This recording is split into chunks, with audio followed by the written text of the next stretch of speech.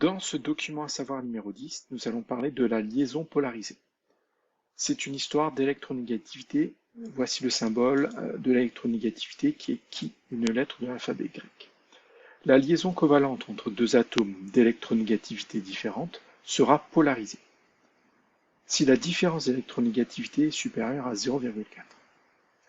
L'atome le plus électronégatif, donc attirant les électrons de la liaison, portera une petite charge, ce qu'on appelle une charge partielle, négative, qui sera notée delta-. Cette lettre est une lettre minuscule, c'est le delta minuscule, une lettre de l'alphabet grec, alors que le delta majuscule, c'est un triangle. Et l'autre atome portera une petite charge positive delta+. Donc une charge partielle positive et négative. Donc qu'est-ce qui se passe? Une liaison est polarisée quand finalement les électrons de cette liaison, parce qu'une liaison c'est quoi? C'est un doublet d'électrons. L'atome d'oxygène, qui est ici, a apporté un électron, l'atome d'hydrogène a apporté un électron, et on a les deux électrons qui finalement tournent autour des deux de façon normalement homogène, c'est-à-dire ils tournent autant autour de l'un que de l'autre. Ça c'est pour le cas idéal. Mais si un atome est très électronégatif, s'il a une électronégativité supérieure à celle de l'autre atome, de plus de 0,4, alors on va avoir les électrons de cette liaison, de ce double liant, qui vont tourner plus finalement autour du premier atome, de celui qui est plus électronégatif, qu'autour de l'autre. Ça va entraîner quoi? Ça va entraîner que vu que l'atome qui est le plus électronégatif aura un peu plus ses électrons autour de lui, c'est comme s'il était un petit peu plus négatif. Voilà pourquoi on fait ce delta-. C'est une petite charge, c'est parce qu'il a un peu plus les électrons que l'autre. Et l'autre, vu qu'il a un peu moins les électrons, il sera delta+.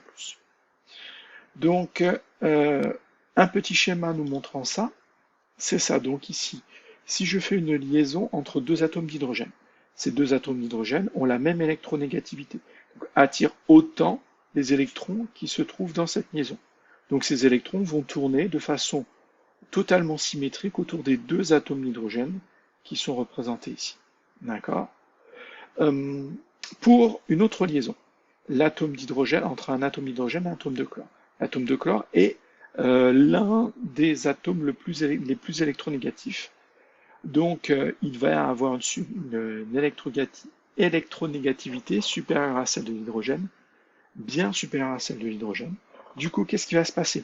Les deux électrons qui se trouvent dans ce petit tiret ne vont plus tourner de façon homogène, de façon symétrique autour des deux atomes ici, qui sont liés, mais vont tourner pour être de plus souvent autour de l'atome de chlore et moins souvent autour de l'atome d'hydrogène. D'où la présence du delta- et du delta+, de la petite charge négative et de la petite charge positive. Ensuite, donc on sait que, donc là c'est un exemple, l'électronégativité de l'oxygène est supérieure à l'électronégativité de l'hydrogène, et la différence est supérieure à 0,4. Donc cette liaison oxygène-hydrogène sera une liaison polarisée, vu ça va être l'oxygène qui va apporter la charge partielle delta- et l'hydrogène la charge partielle delta+. On va aussi parler de moment dipolaire. Une liaison polarisée est caractérisée par un moment dipolaire, c'est-à-dire qu'il va y avoir une grandeur que l'on va pouvoir mesurer ou calculer, pour être plus précis, et qu'on va représenter par un vecteur. Donc ce moment dipolaire, c'est donc un vecteur qui va être collinaire à la liaison, c'est-à-dire parallèle à la liaison covalente, qui est ici, et orienté du moins vers le plus. Donc en fait, on fait un vecteur du moins vers le plus parallèle au trait. Et la valeur, on n'aura pas de calcul à faire dessus, mais c'est pour vous aider à comprendre ce qu'est le moment dipolaire. C'est simplement la charge, donc l'une des deux, là, peu importe, je prends la charge positive, donc le delta- et le delta+, elle a une certaine valeur. D'ailleurs, nous, on ne travaillera pas avec des valeurs, mais elle a une certaine valeur en coulombs, multipliée par la distance qui sépare les deux atomes. Donc c'est ça le moment dipolaire. Donc ça va dépendre de la charge partielle et de la distance entre les deux atomes.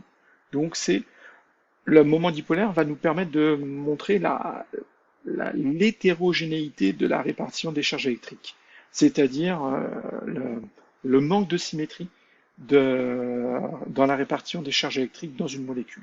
Voilà, et c'est représenté par des petits vecteurs.